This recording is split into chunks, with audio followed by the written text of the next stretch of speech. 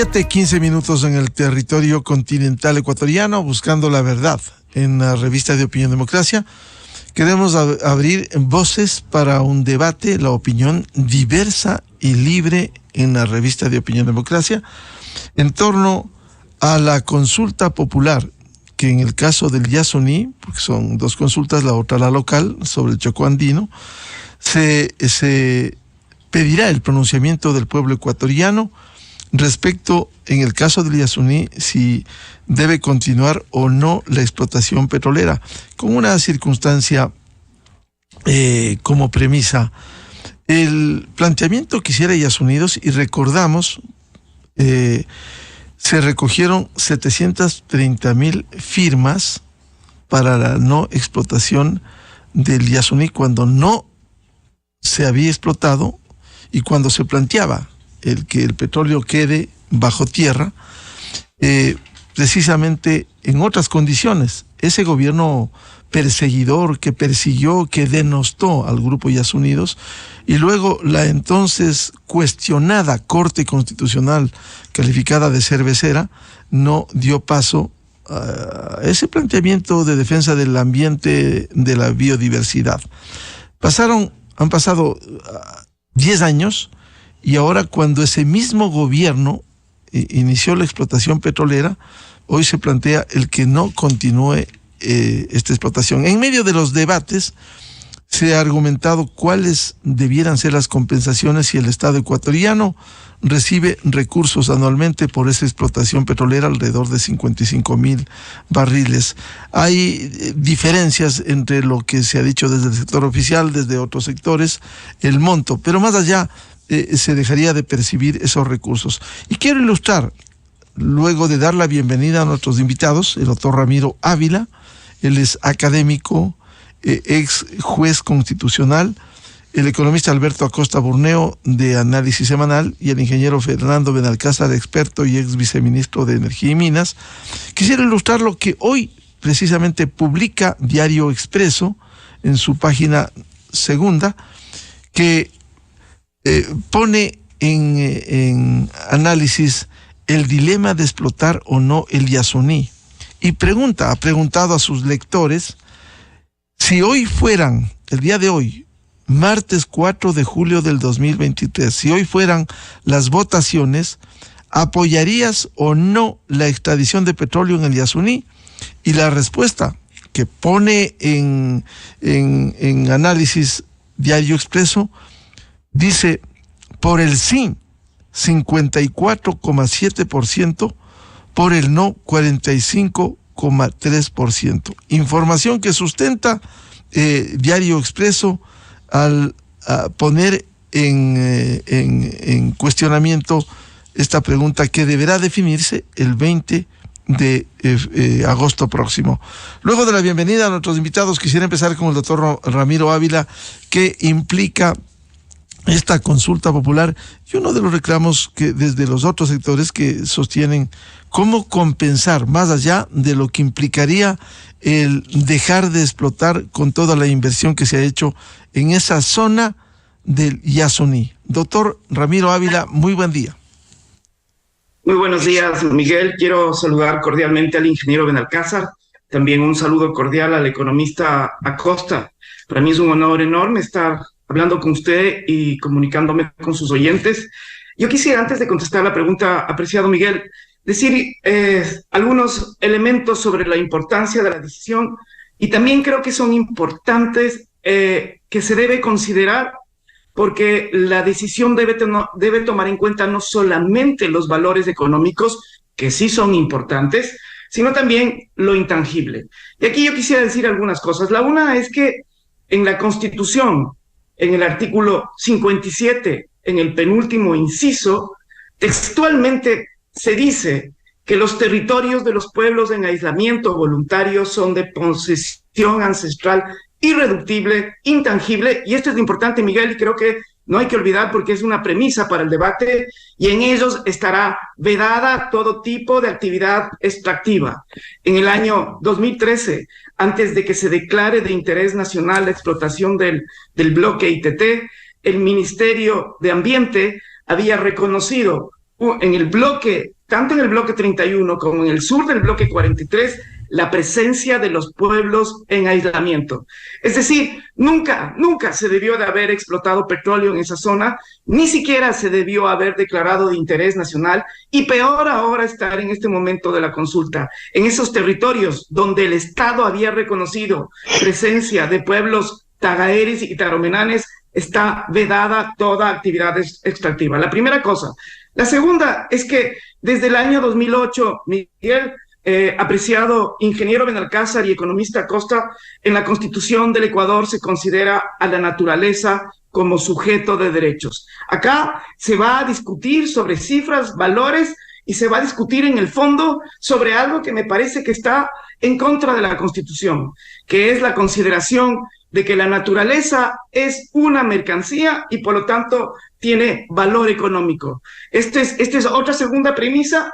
Y la tercera, que no es menor, que quisiera mencionar para iniciar el debate, apreciado Miguel, es que estamos en una crisis climática. Estamos en una época que se llama el antropoceno y que quiere decir que estamos en una época donde las extinciones masivas de todas las especies es tan grande por el dióxido de carbono que hemos tirado a la atmósfera, por el uso de energía fósil, es tan grande que tenemos que ir hacia una transición.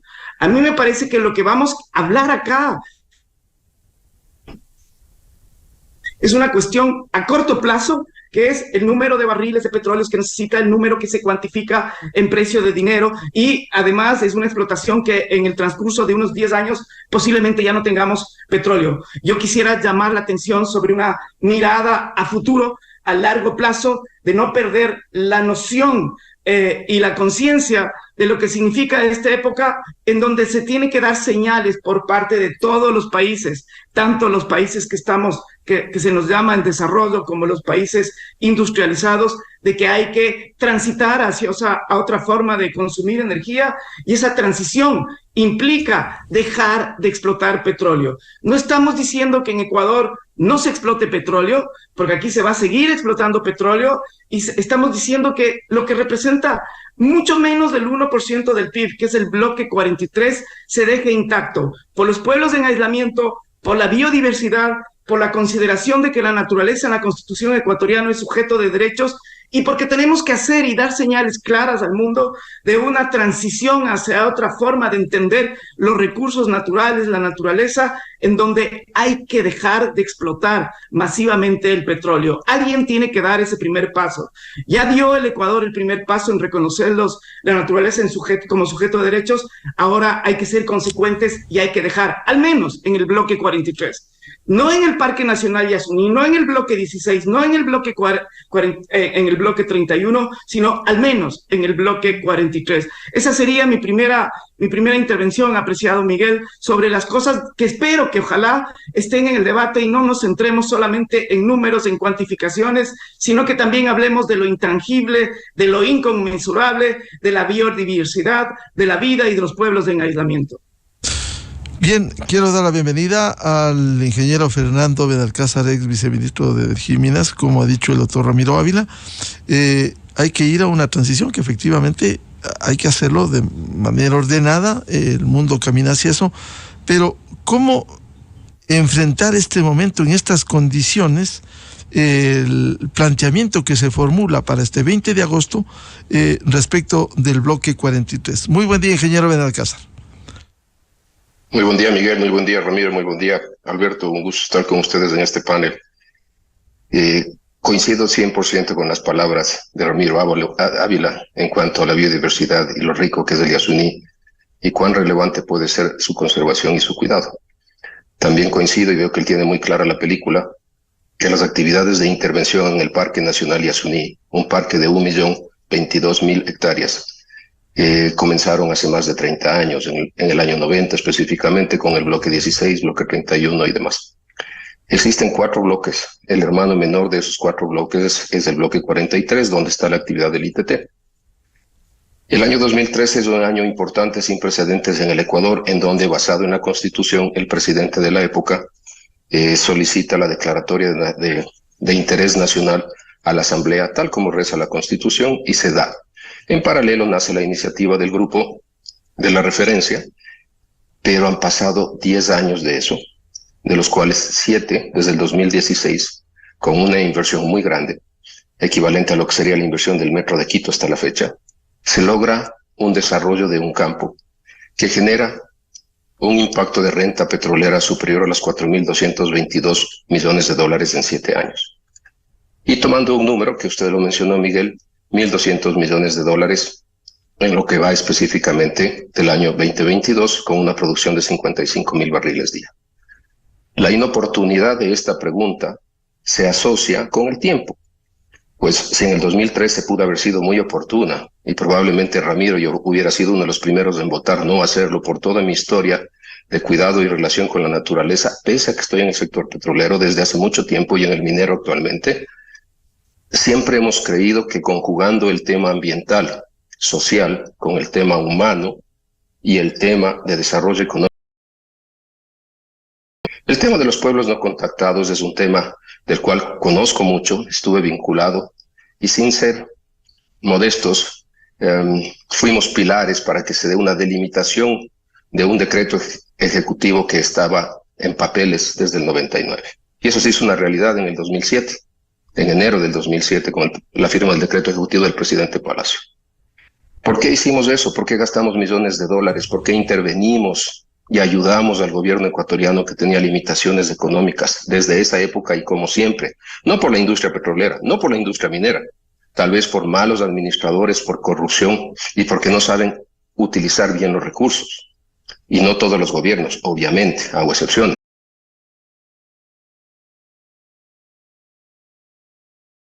Solo poner sobre la mesa, pese a que ha habido tanta intervención, tanta participación de profesionales y personas en el Parque Nacional Yasuní, y específicamente en el que nos preocupa ahora, en el campo ITT.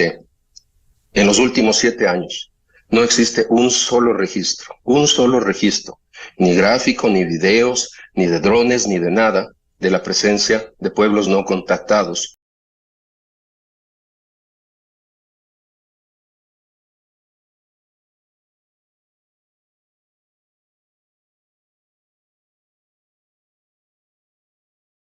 Extremo, en la zona donde está Armadillos, en la zona donde está el bloque 16 y demás, donde ha habido contactos y hasta enfrentamientos. Entonces, con el respeto que se merece, no existe la evidencia y la intervención existente en los parques ha demostrado, en el Parque Nacional Yasuní, en estos bloques, ha demostrado que pese a 30 años de actividad, tras dejar el rédito económico de 400 millones de barriles producidos, el impacto en el Parque Nacional Yasuní es mínimo, casi inexistente, y es un impacto que, como le digo, en varias declaraciones, justificable por el desarrollo económico de 18 millones de ecuatorianos. Bienvenido al economista Alberto Acosta Burneo, de Análisis Semanal. ¿Cómo enfrentar este desafío de la explotación o no del Yasuní? ¿Cuáles serían las incidencias en los diferentes ámbitos, ambiental, biodiversidad, por cierto, el económico también? Economista Acosta, muy buen día.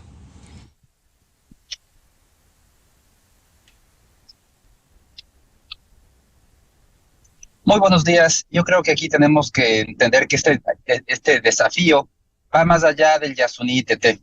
Es una concepción realmente de cómo debemos actuar a futuro. Y creo que nos estamos enfrentando a un falso dilema. Es o el todo o el nada, o la naturaleza o la producción. Cuando vemos que toda actividad humana genera un impacto en la naturaleza y que tenemos que ser conscientes en toda actividad humana para minimizar ese impacto. Pero eso no significa que tenemos que escoger o actividad humana o naturaleza. Y el problema de ese falso dilema es que nos lleva también a una moral que creo que no es la adecuada, que es una moral en la que se pone en el centro a la naturaleza y se olvida del ser humano. La moral adecuada y para poder actuar, yo no voy a hablar de intangibles, voy a hablar de tangibles, de la moral de la necesidad de las personas, de qué va a comer la 1/4 de la población el día de hoy. En el Ecuador el 25% de la población es pobre. Y poner en el centro de la moral a la naturaleza y dejando de lado al ser humano, nos lleva a decisiones como decir, bueno, vamos a producir menos, no importa porque estamos haciendo lo adecuado, cuidar la naturaleza. ¿Y qué sucede con el ser humano? Entonces la moral correcta debe poner en el centro al ser humano. Y poner en el centro al ser humano no significa olvidar a la naturaleza, porque no puede existir bienestar en el ser humano si es que no se cuida la naturaleza, si destruye su ambiente. Eso es evidente. Pero entonces lo que se necesita es tener cuidado con esa moral que se está tratando de imponer a través de esta visión de la teoría del decrecimiento, que no nos dice otra cosa que lo moral, lo correcto es decrecer. El mundo tiene que decrecer como única manera de salvar a la naturaleza. Es decir, tenemos que, como seres humanos, empobrecernos para salvar a la naturaleza. Pero eso es desde una moral que pone en el centro al ser humano, eso es absolutamente inmoral. Es inmoral porque en el Ecuador el 25% de la población no tiene el estómago lleno. Es fácil decirlo para alguien que tiene el estómago lleno o que recibe rentas de ONGs internacionales, financiado, vive una vida muy cómoda.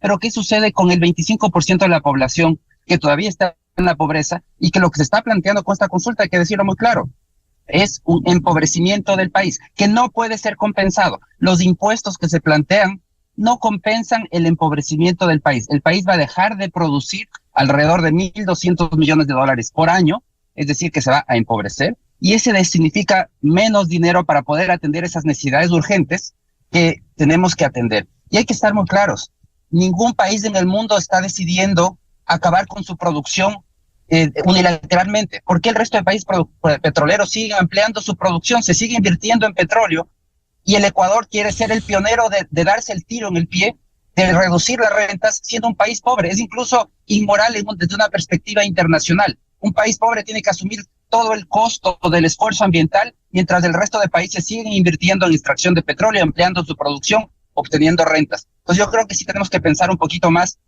sobre qué es lo que estamos buscando, qué moral estamos imponiendo, porque al final del día, el caso del Yasuní es uno. El día de mañana vendrá el resto de sectores productivos y el resto de actividades en donde si seguimos con esta lógica equivocada de poner en el centro a la naturaleza y olvidarnos de que una moral adecuada tiene que poner en el centro al ser humano, no podemos dejar fuera al ser humano, entonces vamos a ir a un destino que vamos a lamentar. Vuelvo con el doctor Ramiro Ávila. Usted decía, hay que ir a una transición, mirar a futuro y a largo plazo. ¿Cómo articular este proceso poniendo, como decía lo último el economista Alberto Acosta Burneo, está bien hablar de la naturaleza, pero primero está el ser humano que necesita comer, que necesita vivir? Por favor.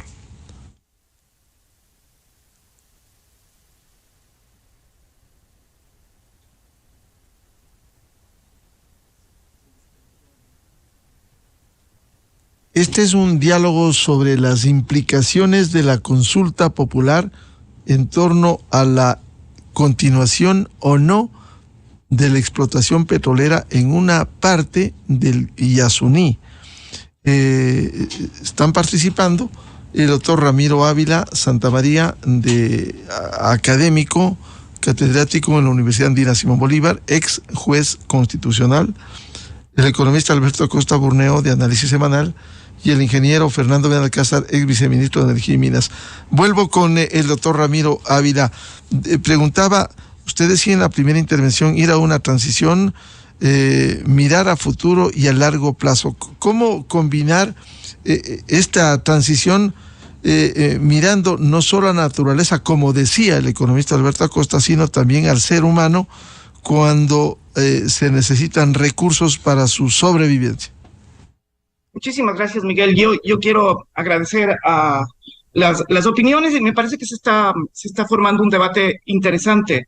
Me alegra también que el economista Acosta haya hablado de la moral y también de la vida. Yo no creo que hay una relación directa entre el petróleo, en particular del bloque 43, con el desarrollo económico que habla el economista Acosta. Si usted mira en todos los lugares, no solamente donde ha habido petróleo, sino también en general actividad extractiva, y solo hay que ver las cifras del INEC, usted va a ver que los lugares donde se explota petróleo son los lugares donde hay mayor tasa de pobreza. 16 que se explotó el bloque 43, no ha disminuido 1 milímetro la tasa de pobreza, ni tampoco la tasa de analfabetismo, ni tampoco hay medicamentos en el país. A mí me parece que cuando se habla, también creo que hay que decir las cifras. Y también a mí me parece, alguna vez el economista Acosta mencionó en sus redes sociales que se abra el debate, y yo le dije, por favor, economista, usted que es economista, díganos la cifra de esto que yo he llamado lo inconmensurable. ¿Cuál es la relación entre en el petróleo del bloque 43 con la inversión social en educación y en salud? Esto es una de las cosas que se les preguntó en la Corte Constitucional al Estado en general, al Ministerio de Energía, y no pudo ni siquiera desglosar la cifra del bloque 43 con la del Yasuní. Tampoco pudo establecer la relación entre la explotación y el dinero que se sacaría del bloque 43 con la inversión social. Y además yo creo, Miguel, también creo que hay que transparentar las cifras. Aquí se ha hablado, y ahí la cifra que está circulando es la de 1.200 millones de dólares que se perdería si es que se deja de explotar el bloque 43. Yo creo que lo que hay que hacer es también decir cuáles son los pasivos, cuánto cuesta la extracción de petróleo, reducir eso, afirmar que los precios del petróleo son volátiles. Aquí de pronto se sube la cifra porque el precio del petróleo para los cálculos de los economistas de pronto es de $80 del barril, a veces de 60, y en el mercado a veces baja, a veces sube también, pero es un precio tremendamente volátil. Y yo creo que también hay que valorar lo que en economía se llama externalidades. Pero volviendo a la pregunta, Miguel, que usted está haciendo de forma muy adecuada, es ¿qué alternativas hay? Y yo creo que una de las alternativas muy viables que debería explorarse y pensarse es, en lugar de decir la tragedia que vamos a tener por la explotación de petróleo, es mirar las posibilidades. Y una de esas posibilidades es hacer que los pozos que existen ahora, que se están explotando, que no están en el 43, sean una explotación eficiente. Toda esa maquinaria que nos dicen que es de última tecnología, no es que se va a ir al tacho de basura, sino que lo que hay que hacer es utilizar esa maquinaria en un lugar donde podría hacerse la explotación de forma muchísimo más eficiente. También se podría renegociar los contratos petroleros y con las telefónicas, y una de las cuestiones que estamos diciendo con mucho énfasis, que lo ha dicho el mismo padre del economista Acosta, la señora Vilma Salgado, el señor Carlos Larrea, es que se piense en la eficiencia tributaria.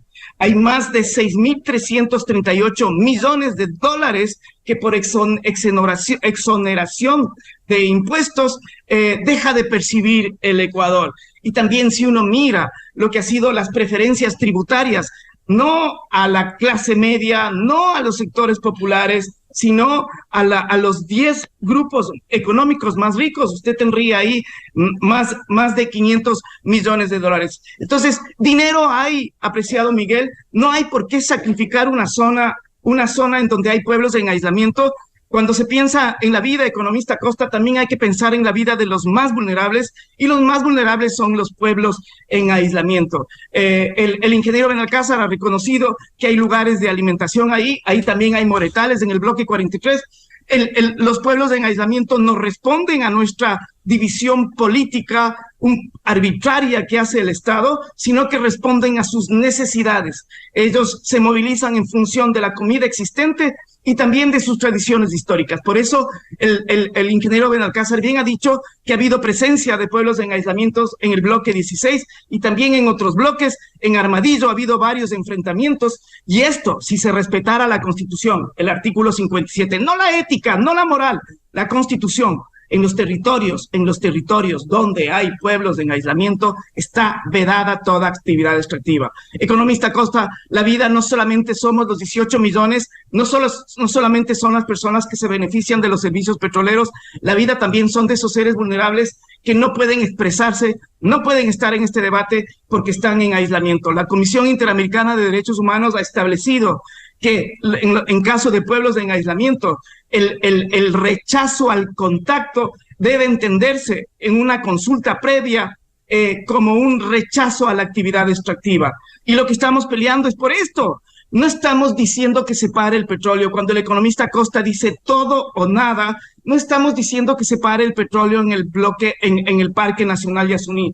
No estamos diciendo que el bloque 31, el bloque 16 o que el resto de la explotación petrolera se pare. Estamos diciendo que se pare lo que es el menos del 1% del PIB del 14% que dicen que representa la explotación petrolera.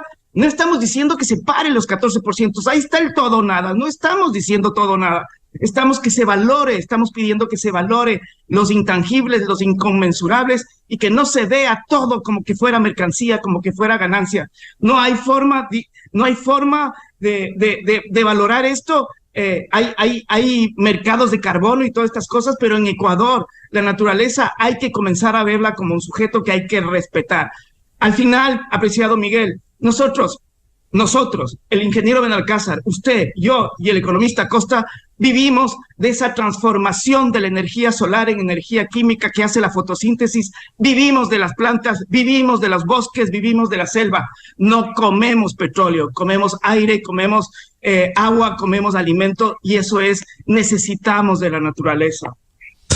Ingeniero Fernando Benalcázar, ¿es posible lograr, entre lo que se ha planteado esta mañana, una explotación eficiente y también lograr la eficiencia tributaria, como decía el doctor Ramiro Ávila, pero eso sería parte de la solución del problema, y renegociar los contratos, permitir de alguna manera que, si es que se deja de explotar en el Yasuní, cómo incidiría esto, más aún cuando aquí habría que desarmar todo lo que se había armado luego de la oposición inicial para que no se inicie la explotación en el Yasuní. Gracias, Miguel. Yo creo que esto no es parte de una solución a este problema planteado. Yo creo que desde la lógica, los grandes esfuerzos que personas como Ramiro ponen en la mesa debería hacerse, porque debe haber una transparencia y una justicia fiscal en todo país del mundo.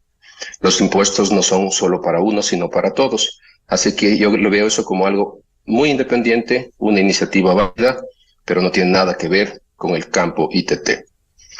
Con respecto al impacto en el ser humano, no podemos generalizar que la industria petrolera o minera sean malas y que éstas no representan nada para los ingresos del Estado y el aporte que tienen con el erario nacional. Eso es una falacia. Definitivamente, si no hay recursos, no se puede hacer ni obra social, ni educación, ni desarrollo, ni infraestructura, ni nada en un país.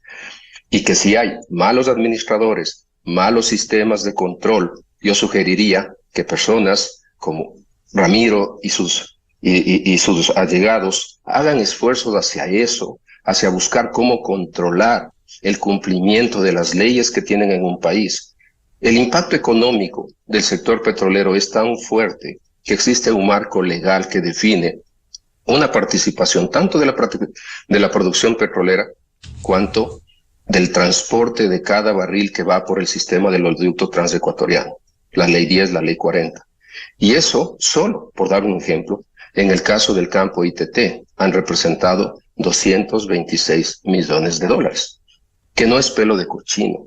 226 millones de dólares que deberían estar inyectados en todo lo que Ramiro hace referencia, y en eso estamos de acuerdo. Hay oportunidades de mejora.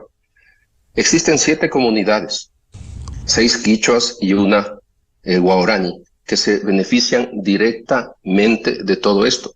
2.514 familias vinculadas a estas 7 comunidades ven a través de la actividad en el campo ITT cómo llega salud, cómo llega oportunidades de empleo, cómo llega alimentación de mejor calidad, cómo llegan nuevas iniciativas, cómo llega educación, cómo llega transporte en una zona que, coincido 100%, olvidada del mundo y olvidada de los gobiernos de turno.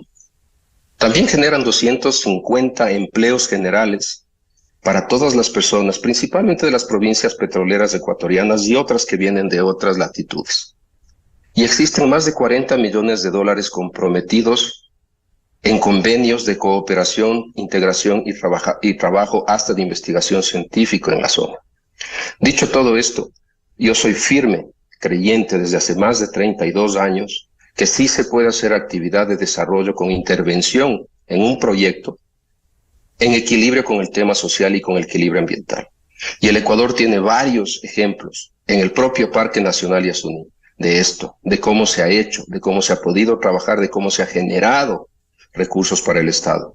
Porque no podemos cerrar la puerta y decir ahora, después de 7 años de desarrollo, después de 7 años de intervención y de haber producido una renta petrolera de más de 4.200 millones, cerremos la puerta y vayámonos. Definitivamente creo que esa no es la posición que debemos tener frente a una realidad socioeconómica muy triste de nuestro país.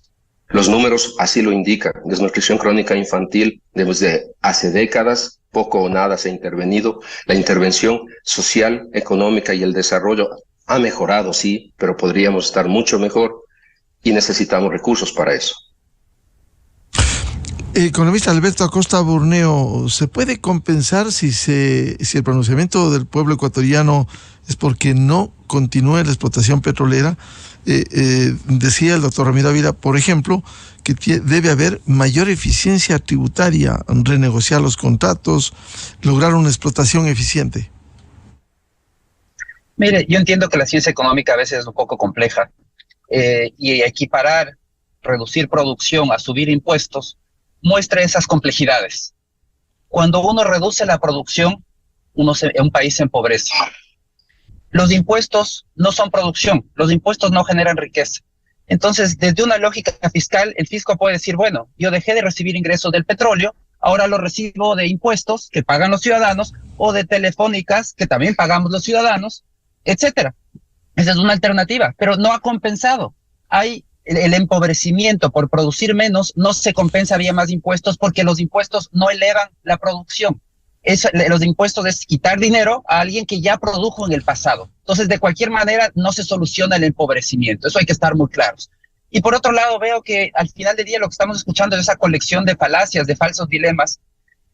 Por ejemplo, el falso dilema de que estaríamos frente a las puertas de un genocidio, porque es lo que nos están diciendo, que se va a acabar con los pueblos no contactados por usar 80 hectáreas de un parque de más de 900,000 hectáreas. 80 hectáreas de 900,000. Definitivamente yo creo que no se puede llamar eso un genocidio. Por otro lado, ¿qué nos dicen? Que el petróleo, las zonas donde se ha extraído petróleo son las zonas más pobres. Entonces, ¿qué es acaso eso culpa del petróleo? Eso es no saber encontrar relaciones. Es culpa de la mala administración. Pero, por ejemplo, también las zonas más pobres del país, en la serranía, por ejemplo, están relacionadas con la agricultura. Entonces, tenemos que acabar la agricultura. Hagamos una consulta para acabar con la agricultura, porque son las zonas más pobres del país. Simplemente es una miopía tratar de buscar una causa y efecto donde no existe. El problema de la pobreza en esas zonas es porque la renta petrolera se ha distribuido mal, se ha llevado para construir las ciudades, para beneficiar las ciudades. El país se transformó desde que pasó a ser un país petrolero. Antes era un país extremadamente pobre, rural, y el petróleo realmente ha transformado el país para bien.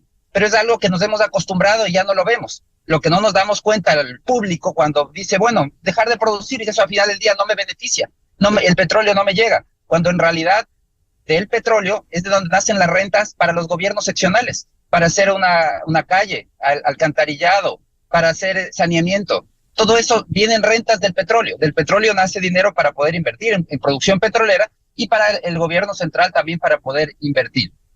Y lo que hay que estar muy claros, cuando dicen es que no comemos petróleo, evidentemente que no lo vamos a comer, pero sí necesitamos petróleo para producir alimentos. ¿De dónde vienen los fertilizantes del petróleo? ¿De dónde vienen los empaques, los baldes, las canastas, los plásticos? También del petróleo. ¿De dónde vienen los combustibles para poder arar un terreno? Sin petróleo tendríamos que volver a los bueyes y no podríamos alimentar a toda la población si volvemos a las prácticas arcaicas de producción agrícola. Simplemente habría una hambruna mundial. Entonces hay que entender que el petróleo es necesario en el mundo actual, que tenemos que caminar hacia una transición ecológica, por supuesto, energética. El mundo lo está haciendo, pero el mundo lo hace responsablemente, no con novelerías como la ecuatoriana, en donde lo que quiere es asumir todo el costo de una sola cuando estos procesos toman tiempo. Y sobre todo yo creo que no hay que caer en incoherencias como la que plantea Yasunidos, que por un lado dice sí está permitido importar combustibles para venderlos subsidiados, o sea, el subsidio de los combustibles está muy bien, sigamos subsidiando y sigamos importando combustibles, pero no podemos producirlos. Tenemos que reducir la producción. con la decisión de cerrar el bloque Yasuní-TT es muy probable que el país deje de ser un exportador petrolero neto. Es decir, ¿qué significa esto? En palabras sencillas, que nos va a costar, que lo que exportamos por petróleo ya no va a alcanzar para comprar derivados. Vamos a tener que sacar dinero de otro lado. Entonces, el impacto que esto va a tener en la economía ecuatoriana es muy grande, y al final del día el empobrecimiento no se elimina por el lado de subir impuestos. Pueden subir todos los impuestos que quieran, pueden obtener rentas, el Estado podría obtener rentas incluso mayores de las que tiene ahora con el petróleo, pero el país se volverá más pobre y eso lo van a sentir los ciudadanos. Menos empleos y menos dinero para poder beneficiar a aquellas personas que se debería beneficiar, que son las personas más vulnerables. Economista Acosta, ¿de dónde se podría sacar dinero para compensar esta explotación petrolera si se deja el petróleo en ese bloque bajo tierra en el Yasuní? Estemos claros que el empobrecimiento no se compensa con nada. No hay cómo compensar ese empobrecimiento en el corto plazo, porque no se puede encontrar otra actividad productiva que produzca esos 1.200 millones de renta neta de un día para otro. Porque dicen el turismo, sí, pero nada impide que hagamos turismo ahora. ¿Y por qué no genera 2.200 millones de dólares adicionales? Porque las actividades productivas no florecen de la noche a la mañana. Ese es el gran desafío. Ahora, si vemos desde una perspectiva fiscalista, hay distintas alternativas. Una es de elevar el precio de los combustibles, que sería la más lógica si es que hubiera coherencia ecológica. En la propuesta de Yasuní debería ser elevar el precio de los combustibles para ir eliminando un subsidio perverso, porque es un subsidio altamente contaminante y además que beneficia a quien más tiene. Pero esa coherencia realmente no existe y ese subsidio se sigue defendiendo. Pero esa sería una alternativa. Otra alternativa es elevar el impuesto, el IVA, 2 puntos podría compensar la situación de los ingresos del Yasuní. Pero al final del día, y repito, insisto en este tema, eso de ahí solamente puede solucionar los temas fiscales. No soluciona el empobrecimiento de todos los ciudadanos que resultaría de esta decisión. Doctor Ramiro Ávila, ¿cuál sería la compensación en la práctica si se deja de recibir, más allá del monto del que fuere, de los ingresos para la caja fiscal? ¿Cuál sería? Por ejemplo, ha citado el economista Alberto Acosta, elevar los precios de los derivados del petróleo, que es una distorsión efectivamente, porque beneficia a la mayoría de quien sí puede pagar el diésel o los combustibles no subsidiados. Apreciado Miguel, quisiera comenzar diciendo esta afirmación que la repite insistentemente el economista Acosta, de que estamos en contra de los subsidios. Yo estoy absolutamente a favor de que se suba lo más posible los precios de la gasolina y de todos los combustibles. Como ciclista que soy, como enemigo de los autos, de la contaminación, de las máquinas, de los ruidos que hace, estoy de acuerdo y espero que eso haga que nuestras ciudades, Cuenca, Guayaquil, Quito, tengan menos autos, ojalá, y tengan más circulación y movilidad no motorizada. Pero creo que tienen que ser focalizados.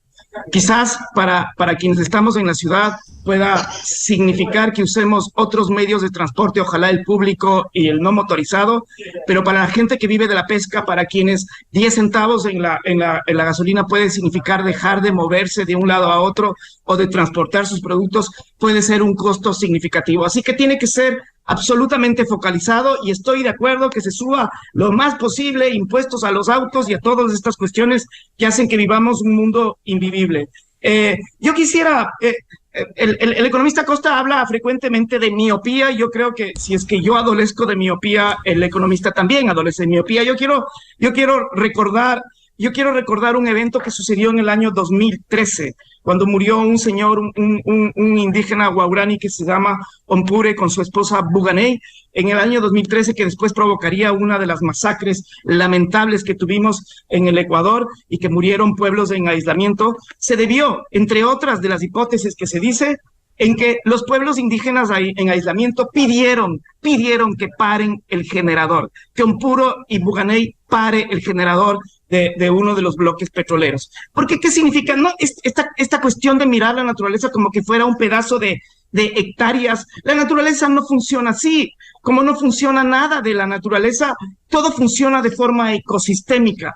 Si es que hay un generador y también existe el ruido y la contaminación visual, usted no va a tener los animales de caza que necesitan los pueblos en aislamiento. No es una cosa de que se pone aquí el muro, se pone aquí la frontera y se acaba el problema. Yo le pido en esa miopía que tenemos ambos, me parece que afinemos. Yo en el lente sobre los daños económicos y el economista Acosta en el lente sobre la vida de que también son ecuatorianos los pueblos en aislamiento, los Tagaeri, Taromenano y Dugacaeri también son ecuatorianos. Yo quisiera hacer notar dos cosas, Miguel, sobre algo que ya se ha reconocido aquí, lo reconoció el ingeniero Benalcázar, y agradezco, ingeniero, por la empatía que usted tiene sobre los argumentos contrarios, y que se reconoció también por parte del economista Acosta, que en Petroecuador en particular existen malos administradores y que existe un mal sistema de control. ¿Qué nos hace pensar a nosotros que después de la consulta de agosto de este año, si es que la respuesta sería no, va a haber una buena administración? El petróleo ha generado dos problemas en el Estado ecuatoriano.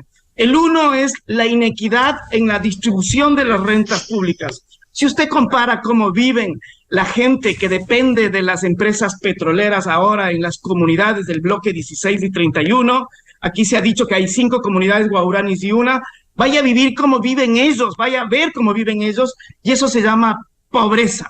Desde hace 30 años que hay explotación petrolera en el bloque 16, lo que hicimos de esa gente que era soberana en su territorio, que vivía de la caza y la pesca, ahora son absolutamente dependientes de la empresa petrolera. Vaya usted a ver la casa de una persona que vive de los servicios petroleros. Usted va a ver gente que vive en Puembo, que vive en unas casas espectaculares, con unos jardines impresionantes al frente de una cancha de golf, y vaya a ver cómo viven los líderes comunitarios de las poblaciones guaurani que están en contacto con el petróleo. Eso se llama inequidad en la distribución de las rentas. Y esto no va a cambiar desde el 20 de agosto, por eso mi voto es sí. Y la otra cuestión que no es menor, Miguel, es que gracias al petróleo en los últimos 50 años se inauguró, como pocas veces en la historia del país, una democracia vinculada con la corrupción. Esto hay que parar. Hay que votar sí porque estamos en contra de la corrupción. Hay que votar sí porque estamos en contra de la inequidad petrolera. Hay que votar sí porque estamos en contra de la destrucción de la vida. Aquí no se ha hablado de los 22 derrames que existen en el bloque 43. Petroecuador dice que eso no se considera derrame porque está dentro de la estructura petrolera, pero es derrame. Eso está en la tierra, eso se está filtrando al suelo, eso se está filtrando a los ríos.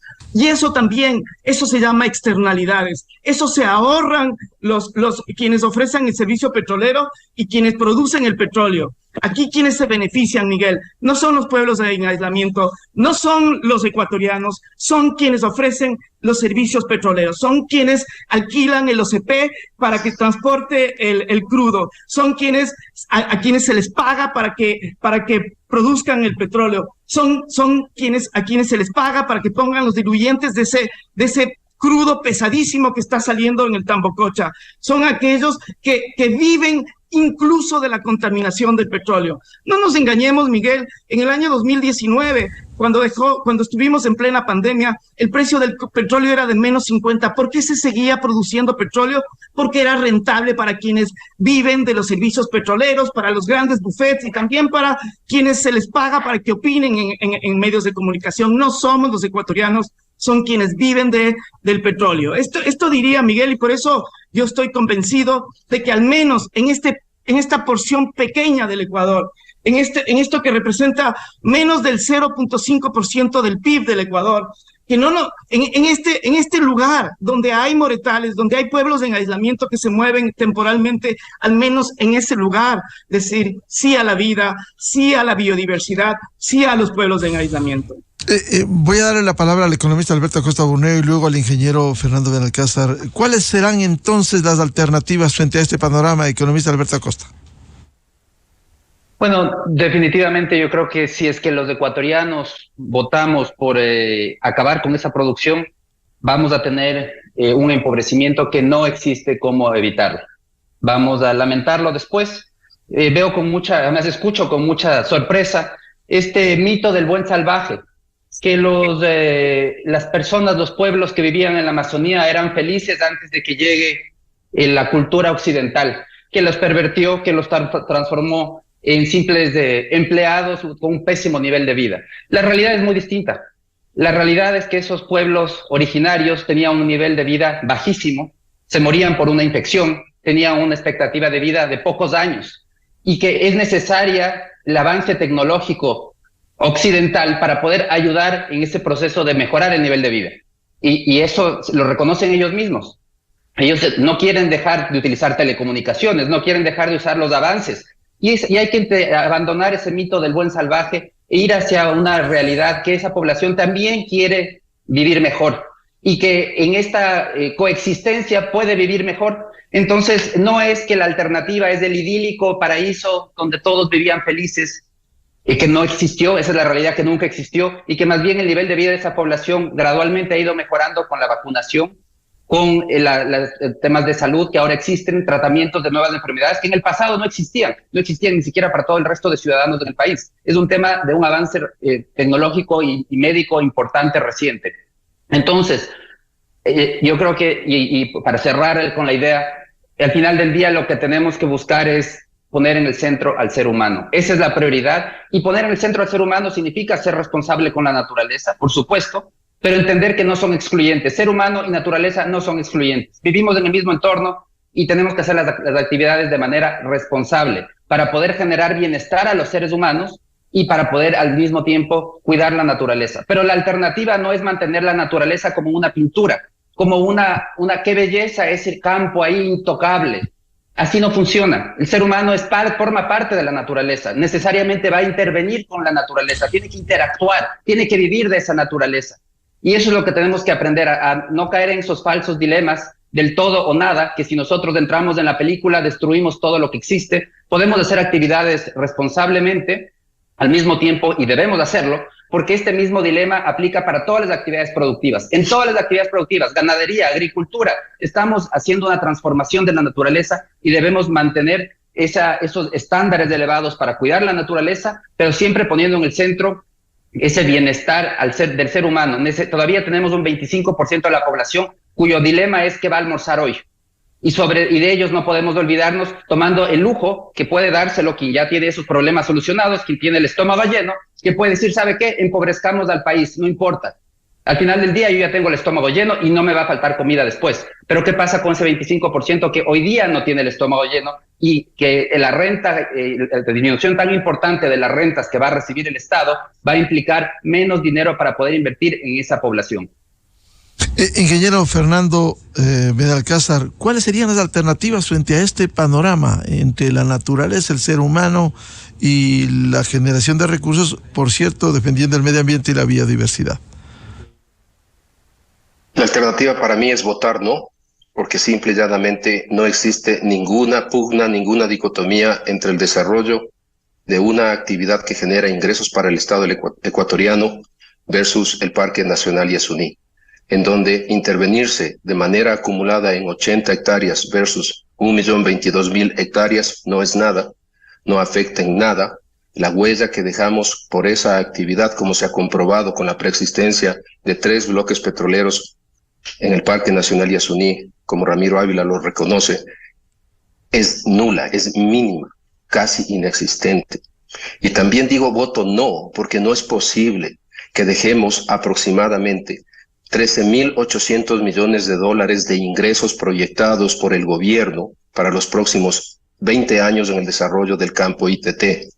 También voto no, porque no podemos votar el equivalente a lo que costó construir el metro de Quito, alrededor de 2.000 millones de dólares, que es la infraestructura que está instalada ahí.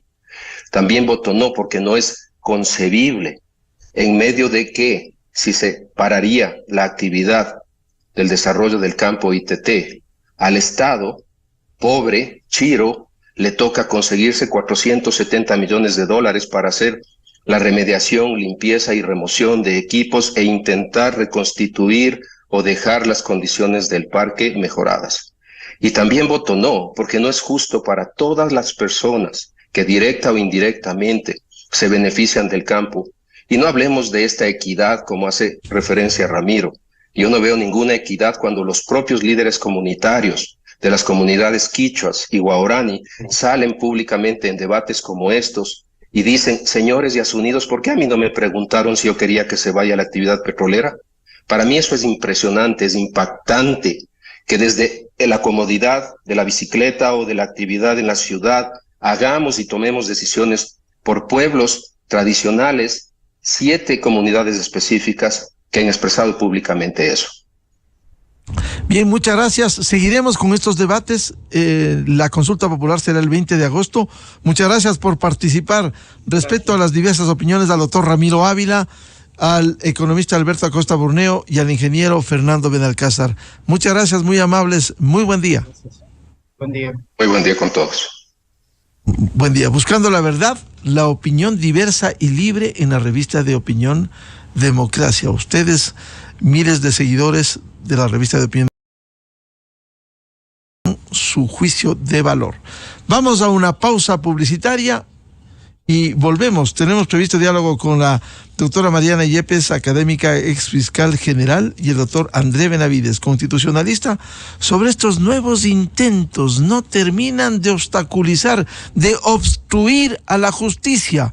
El Consejo de Participación Ciudadana, sin ningún amparo legal ni constitucional, y sino que enseñen en qué artículo, en qué inciso, en qué numeral, en qué literal están amparados para juzgar la conducta u obstaculizar la labor de la Fiscalía General.